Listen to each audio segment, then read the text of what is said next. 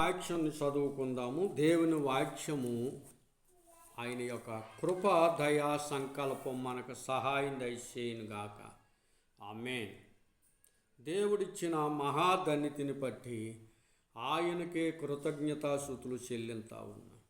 దేవుని వాక్యాన్ని చదువుకుందాం. 1 రప్పించాలి, 2 నేర్పించాలి, 3 చెప్పించాలి, 4 ఒప్పించాలి, 5 తప్పించాలి.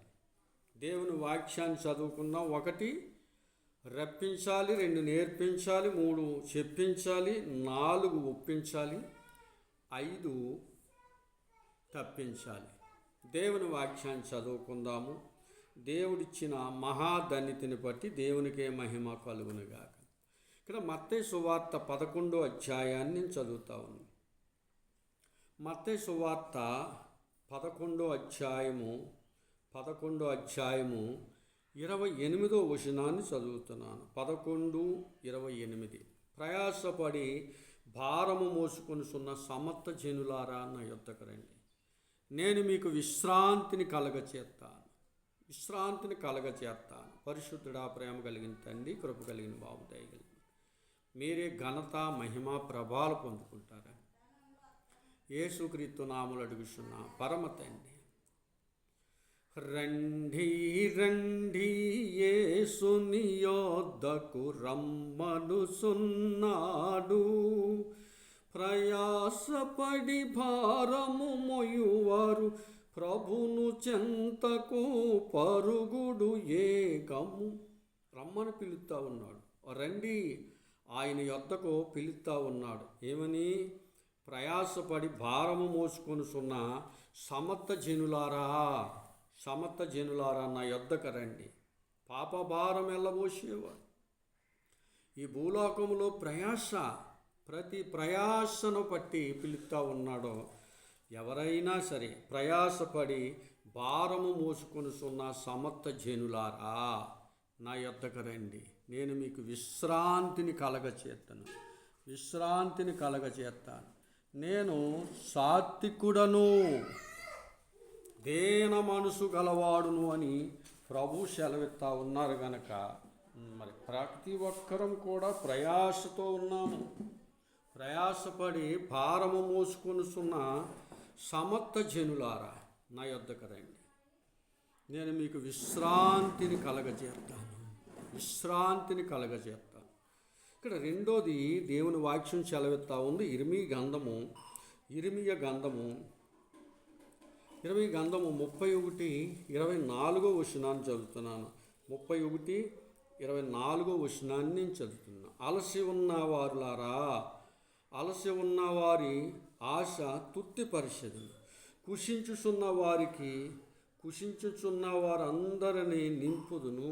అలసిపోయిన వారులారా, ప్రయాసతో అలసిపోయిన వారులారా నా యొద్దకు రండి, నేను మీకు విశ్రాంతిని కలగజేస్తాను. 1 ప్రభు రప్పించున్నాడు. ప్రభు దగ్గరికి రండి, నా యొద్దకు రండి, నా యొద్దకు వచ్చిన వాడిని ఏమాత్రమును తోసివేయనని ప్రభు సెలవిస్తా ఉన్నాడు. ఇక్కడ యోహాను సువార్త 6వ అధ్యాయాన్ని కూడా నేను చదువుతూ ఉన్నాను. యోహాను సువార్త 6వ అధ్యాయము, యోహాను సువార్త 6వ అధ్యాయము 37వ వచనాన్ని చదువుతున్నాను. 37వ వచనం. తండ్రి నాకు అనుగ్రహించిన వారందరినీ నా యొద్దకు వత్తురు, నా యొద్దకు వచ్చేవానిని నేను ఎంత మాత్రమును తోసివేయను. నా యొద్దకు వస్తారు. తండ్రి ఆకర్షణ. తండ్రి నాకు అనుగ్రహించిన వారందరినీ నా యొద్దకు తోడు. దేవునికే మహిమ కలుగునుగాక. ప్రయాసపడి భారము మోస్తున్న వారులారా ప్రభు దగ్గరికి పిలుస్తా ఉన్నాడు. ప్రభు పిలిచినప్పుడు ఆయన సృష్టికర్త పిలిచినప్పుడు నువ్వు వెనకాడటం కుదరదు. రండి, ఆయన యొద్దకు రండి. ఆయన యొద్దకు వస్తే మీకు విశ్రాంతిని కలగచేస్తాడు. విశ్రాంతి. నేను సాత్వికుడను, దేన మనసు గలవాణ్ణి అని దేవుని వాక్యం సెలవిస్తా ఉందో ప్రియులారా. ఎంత గొప్ప దేవుడు అండి మన దేవుడు. ఎంత గొప్ప దేవుడు, శక్తివంతుడు. అలాగే రెండోదిగాను మత్తయి సువార్త 11వ అధ్యాయము 29వ వచనం. నేను సాత్వికుడును దీన మనసు గలవాడును గనుక మీ మీద నా కాడి ఎత్తుకుని నా యొద్ద నేర్చుకోండి, అప్పుడు మీ ప్రాణములకు విశ్రాంతి దొరుకును. నేర్చుకోవాలి, ఆయన యొద్దకు రావాలి. రెండోది, ఆయన యొద్ద నేర్చుకోవాలి. ఆయన నేర్పుతాడు, మనకి ఏం కావాలో అదంతా నేర్పుతాడు. బడిలోకి వెళ్ళకుండాను, చదువు గుడికి వెళ్ళకుండా భక్తి రాదు. తప్పనిసరిగా వెళ్ళాలి. అది ప్రభు దగ్గరికి వస్తే ప్రభు నేర్పుతాడు, ఎన్నో మర్మాలు నేర్పుతాడు. ప్రభు దగ్గరికి వచ్చిన వారిని ప్రభు నేర్పుతాడు. ప్రభు గొప్పవాడు, ప్రభు నీకు నేర్పుతాడు. ప్రభు బిడ్డవు గనక సమస్త సృష్టిలోని అందరికీ కూడా నేర్పుతాడు. చేత ఆయన యొద్దకు వచ్చిన వారిని అమాత్రము తోసివేయడు. రెండోది, ఆయన యొద్ద నేర్చుకోవాలి. ఒకటి రప్పింతున్నాడు, రెండోది నేర్పిస్తా ఉన్నాడు. దేవునికి మహిమ కలుగును గాక. ఎంత గొప్ప దేవుడండి మన దేవుడు. చేత ఫిలిప్పీయులకు రాసిన పత్రిక 2వ అధ్యాయము, ఫిలిప్పీయులకు రాసిన పత్రిక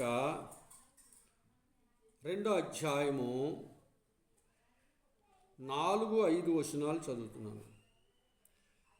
మీలో ప్రతివాడును తన సొంత కార్యములు మాత్రమే కాక ఇతర కార్యములను కూడా చూడవలేదు. నీ సొంత కార్యం ఒకటే కాదు, దేవుని పనిలో కూడా దేవుని కార్యం చూడాలి. దేవుడు నిన్ను కలగజేశాడు. తల్లిదండ్రులు నిన్ను పుట్టించుకున్నారు, నీ కార్యమే కాదు, తల్లిదండ్రులను కూడా చూడాలి. అలాగే దేవుడు సృష్టిలో నిన్ను సృష్టించాడు కనుక నీ కార్యములు మాత్రమే కాదు, ఇతర కార్యాలు కూడా నువ్వు పాలు పొందాలి. మంచి కార్యముల్లో పాలు పొందాలి. ప్రభు పిలుస్తున్నాడు గనక ప్రభు కార్యములోను నువ్వు పాలు పొందాలి. దేవునికి మహిమ కలుగును గాక. ఎంత గొప్ప దేవుడండి మన దేవుడు. చాలా శక్తివంతుడు, ఆయన బలవంతుడు. యెషయా గారి గంధము తెలియపరుస్తూ ఉంది. యెషయా గారి గంధము, దేవునికి మహిమ కలుగును గాక. యెషయా గారికి రాసిన గంధము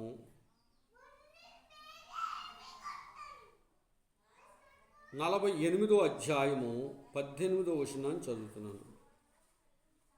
48:18. నీవు నా ఆజ్ఞలను ఆలకింపవలేనని నేనెంతో కోరుతున్నాను. ఆలకించిన ఎడల నీ శ్యామము నది వలెను, నీ నీటి సముద్ర తరంగముల వలెను ఉండును. ఆయన పిలుస్తూ ఉన్నాడు, నువ్వు నా ఆజ్ఞలను, నా కట్టడలన్నిటిని నువ్వు అనుసరించిన ఎడల నువ్వు శ్యామముగా ఉండు. దేవునికి మహిమ కలుగు. ఎంత గొప్ప దేవుడండి మన దేవుడు. చాలా శక్తివంతుడు, ఆయన బలవంతుడు, సర్వాధికారము కలిగిన దేవుడు. ఆయన నిన్న నేడు ఏకరీతిగా ఉన్న దేవుడు. నీకే మహిమ కలుగును గాక. ఇక మూడోదిగాను ఇర్మీయా గ్రంథము 6వ అధ్యాయం, ఇర్మీయా గ్రంథము 6వ అధ్యాయము 16వ వచనాన్ని చదువుతున్నాను. 6:16. యెహోవా ఇలాగు సెలవిచ్చుచున్నాడు, మార్గములో నిలిచి చూడండి, పురాతకాల మార్గమును గూర్చియు విచారించండి, మేలు కలుగు మార్గం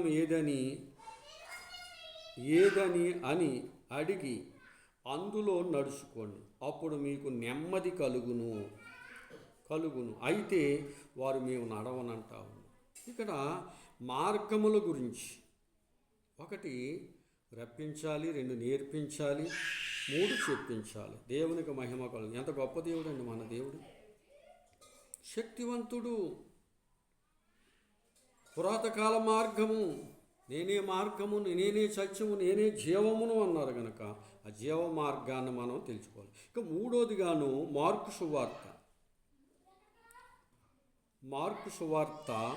5వ అధ్యాయము 7వ వచనాన్ని చదువుతున్నాను.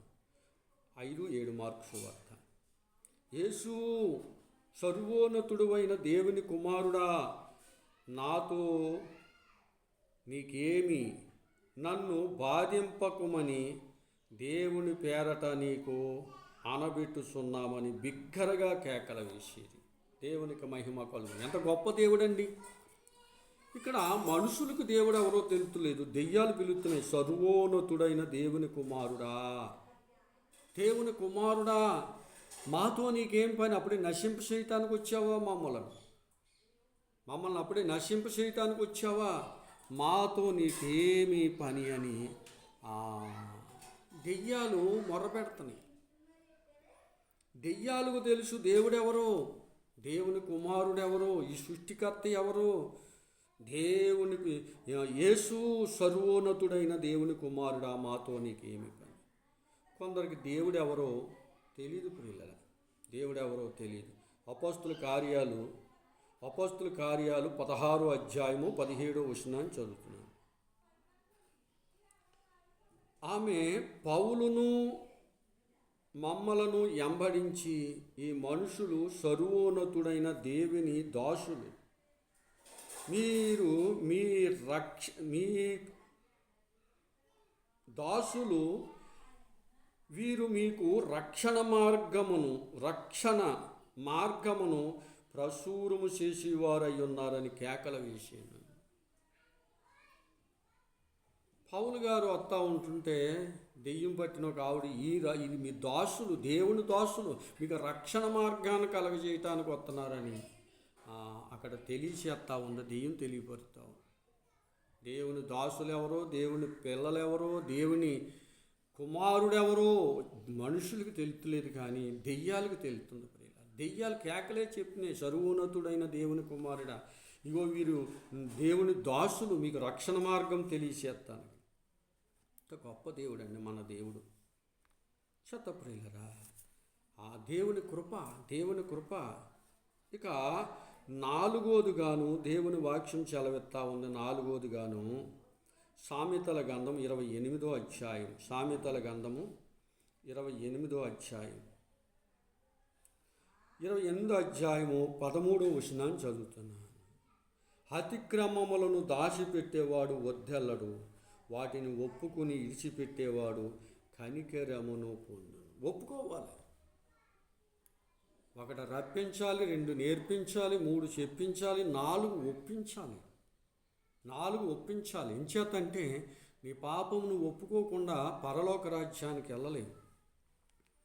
ఏం పాపం? ఆజ్ఞ అతిక్రమమే పాపం. ఆజ్ఞ అతిక్రమము పాపం. ఆ పాపాన్ని నువ్వు ఒప్పుకుని ప్రభు దగ్గర ఒప్పుకోలయ్యా, నేను పాపిని, నా పాపముల కొరకే శిలువలో నాయనా నువ్వు మరణించు, శిలువ యొద్దకు వచ్చాను, నీ యొద్దకు వచ్చాను, నాకు నేర్పించు, నా చేత అన్నీ కూడా నేర్పించు ప్రభువా అని నువ్వు దేవునికి మొరబెట్టాలి, ఒప్పుకోవాలి. అతిక్రమములు దాచిపెట్టేవాడు వర్ధిల్లడు. కొంతమంది అతిక్రమం పాపాలు దాచిపెడతారు.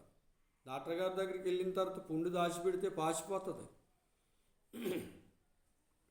డాక్టర్ గారి దగ్గరికి వెళ్ళిన తర్వాత నీ వ్యాధి దాయటానికి వీలు లేదు. ఉన్నది ఉన్నట్లుగా చెప్పాలి డాక్టర్ గారికి. డాక్టర్ గారికి ఉన్నది ఉన్నట్టు చెప్తే ఆయన ఉన్నట్టు దానికి సరిపాటు ఆయన మందేస్తారు. అలాగే నీ అతిక్రమములు దేవుని దగ్గరికి ఒప్పుకుంటే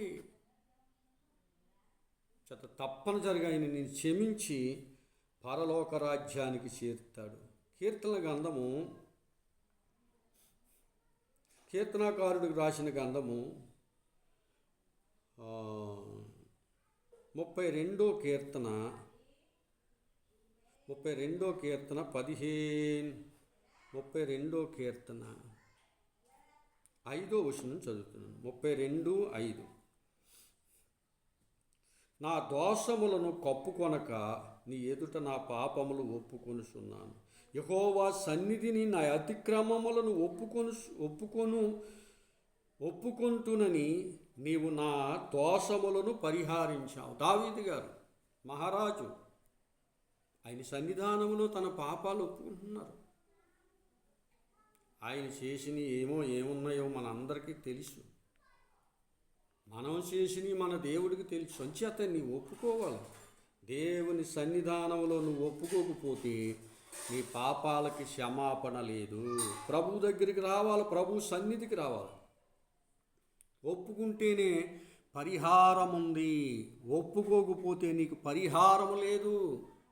ఒప్పుకుని ప్రభు సన్నిధానములో నువ్వు జీవించాలి. 66 అధ్యాయము యెషయా గారి గ్రంథము 66:2 చదువుతా ఉన్నాను. 66 అధ్యాయం చివరి భాగంలో 2వ వచనాన్ని చదువుతున్నాను. 2 అన్నియు నా హస్తకుస్తములే, అవి నా వలన కలిగినవి, యెహోవా సెలవిచ్చుచున్నాడు. ఎవడు దీనుడై నలిగిన హృదయము గలవాడై నా మాట విని వణుకును, వానినే నేను దుష్టు ఉంచుతును. ఎవడు దీనుడై మాట వినాలి. ఆయన మాట నేను వింటవేటని ప్రజలు చాలామంది గర్వంతో ఆయన మాట నేను వింటవేటి, ఆయనకంట నాకు ఎక్కువ తెలుసు అనేవాళ్ళు ఉన్నారు. అప్పుడు నీ జ్ఞానం ఏపాటిది? కనీసం గడ్డి పూస లాంటిది కూడా కాదు నీ జ్ఞానం. దేవుడి జ్ఞానముతో సృష్టి అంతటిని కలగచేశాడు. దేవుని జ్ఞానముతో సృష్టి అంతటిని కలగచేశాడు. ఆయన సృష్టి కలగచేసి నీ చేతులతో, ఆయన చేతులతో నిన్ను నిర్మించుకున్నాడు. తప్పనిసరిగా ఆయన దగ్గరికి రావాలి. తన అతిక్రమములు, దోషములు, ఆయన మాట వినాలి. ఆయన మాట ఎంతవే గొప్ప భాగ్యము ప్రియులారా, గొప్ప భాగ్యం. చత 5వది తప్పించాలి. లూకాసు వార్త 23వ అధ్యాయము 43వ వచనం. అందుకాయన వానితో, నేడు నీవు నాతో కూడా పరదేశులో ఉండువని నిశ్చయముగా నీతో చెబుతున్నాను. దొంగ తప్పింతున్నాడు అక్కడ మరణములో నుంచి, 2వ మరణములో నుంచి. ఆయన పక్కనే ఈయనో పక్కనే మయ్యాన్ని యేసు ప్రభు వారిని సిలువేశారు. ఓ దొంగను ఆ పక్కనే, ఓ దొంగను ఈ పక్కనే. ఓ దొంగ దూషించాడు, ఒప్పుకోలేదు. సర్వోన్నతుడైన దేవుని కుమారుడని ఆ దొంగకి తెలిసిందేమో, అయ్యా నీవు నీ రాజ్యముతో వచ్చేటప్పుడు నన్ను జ్ఞాపకం చేసుకోమన్నాడు. వెంటనే నేడు నీవు నాతో కూడా పరదేశులో ఉండువు. నేడు ఇప్పుడే నాతో పాటు నీవు మరణించిన వెంటనే నాతో నిన్ను తీసుకెళ్తాను. ఎంత గొప్ప మాట అండి! ఎవరండి అలా తీసుకెళ్ళేవారు? ఎవరు? ఈ లోకంలో యేసుక్రీస్తు వారి ద్వారాగానే రక్షణ కలుగుతుంది. రక్షణ మార్గములో నీవు నేను ఉంటావా? ఆయన యొక్క మార్గములో ఉంటావు. ఆయన వానితో, నేడు నీవు నాతో కూడా పరదేశులో ఉండువు. ఆజ్ఞలను నీవు మరవకూడదు. దేవునికి మహిమ కలుగును గాక. ఇక్కడ సామెతల గ్రంథమును కూడా చదువుకుందాము. సామెతల గ్రంథము 7వ అధ్యాయము 2వ వచనాన్ని చదువుతున్నాను. నా ఆజ్ఞలను నీ మనసు నుంచుకున్న ఎడల నీ కనుపాపల వలె నా ఉపదేశము నా ఉపదేశమును కాపాడిన ఎడల నీవు బ్రతుకుదువు. ఆయన చెప్పిన ఉపదేశమును కాపాడుకుంటా ఉండాలి దినదినము. ఆయన అన్న నా ఆజ్ఞలను నువ్వు మనసును ఉంచుకున్న ఎడల నీ కనుపాపల వల్లే ఆజ్ఞలను ఆయన ఆజ్ఞించిన ఆజ్ఞలన్నిటిని నువ్వు అనుసరించినాడు. కనుపాప ఎలా కాపాడుకుంటుందో నీవు కూడా ఆయన మాటలను అలా కాపాడుకోవాలి. పాపానికి దూరముగా ఉండి, అక్రానికి దూరంగా ఉండి, అన్యాయానికి దూరంగా ఉండి సమస్తమును ఆయన మంచిగా నువ్వు చెయ్యాలని ప్రభు ఆశపడుతున్నాడు. ప్రభు దగ్గరికి వస్తావా? ఇంకా నీవు అలాగే నేను పాపంలోనే ఉంటాను, అక్రమంలోనే ఉంటాను, అన్యాయంలో ఉంటాను, దేవుడి మాటలు నేను వినను అంటావా? వినను అంటే ఏ దారికి వెళ్తావో నాకు తెలియదు. ఈ భూలోకంలో పుట్టిన నీవు నేను కూడా ఇక నీకు నాకు పుట్టుక లేదు, మరో జన్మము లేదు. ఇదొకటే జన్మము. అంచేత ప్రియులారా, నీవు ఆయనతో